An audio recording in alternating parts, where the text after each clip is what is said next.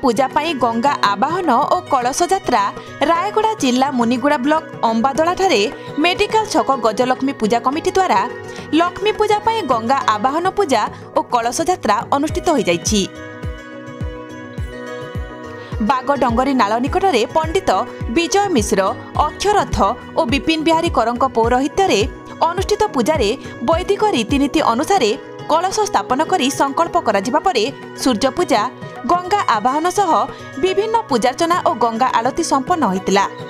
परे नाल परिसररू एक बड़ पटुआर रे पारंपरिक वाद्य और संबलपुरी बैंड सह कलश यात्रा रे बाहरी शहर परिक्रमा करी मेडिकल छक निकटस्थ पूजा मंडप ठारे पहुंचीथिले।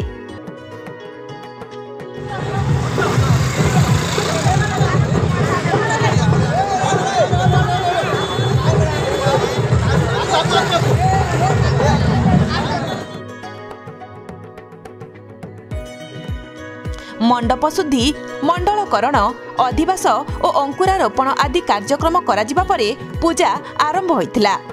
कर्ता भावे कालिया दंडसेना कार्य तुलाइथिले।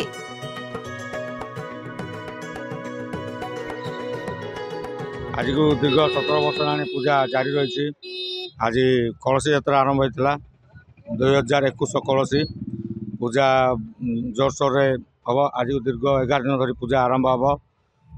बुगी बुगी कल्चरल प्रोग्राम अच्छी आ सहित बिग बजार विथ मीना बजार मेलोडी सांस्कृतिक कार्यक्रम सहित मेलोडी भी आयोजन करा जायछि।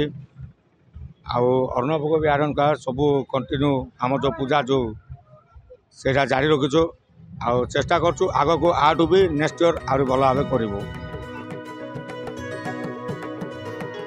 स्थानीय पुलिस शांति श्रृंखला व्यवस्था को सुदृढ़ करिथिबा देखा जायथिला। प्रतिदिन रात्र समय श्रद्धालु मानक पई मनोरंजन पई सांस्कृतिक कार्यक्रम मीना बजार और अपेरा रखा जायतिबा कमिटी पक्षरु जगा पाणिग्राही सूचना दैछंती। सुसज्जित पूजा मंडप सह आखि झलसा आलोकीकरण अंबादोला सहर को आकर्षणीय करितिबा नजर को आसीची। दीर्घ 11 दिन धरी लक्ष्मी पूजा अनुष्ठित होई दूर दूरांतरू दर्शकों भिड़ जमिब। तेणु शांति श्रृंखला रक्षा उपरे गुरुत्व देथिबा कमिटी सभापति रमेश सामंत सूचना दैछंती।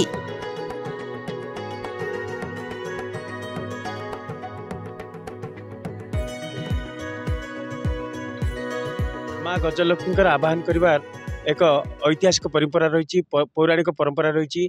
विशेषकर मेडिकल छक अंबादोला जहाँकि दीर्घ 16-17 वर्ष धरी ये कार्यक्रम अनुष्ठित करुच्ची। एवं यही वर्ष आमर माँ गजलक्ष्मी आवाहन सरी जाइए। एवं किछि समय भितर आम जो माँ कलश नहीं आमर प्राय 1000 महिला माने आमर पीठ प्रवेश करेंगे। एवं यही जो कार्यक्रम होची विशेषकर रायगड़ा जिले एक स्वतंत्र कार्यक्रम। कारण माँ गजलक्ष्मी जो आवाहन एवं पूजा एटा विशेषकर अंबादोला को एक स्वतंत्र परिचय प्रदान करछि।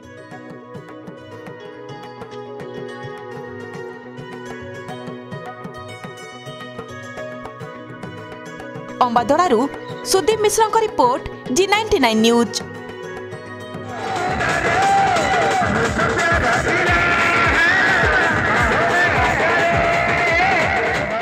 सपक्ष विपक्ष ऊर्ध्वे G99 न्यूज।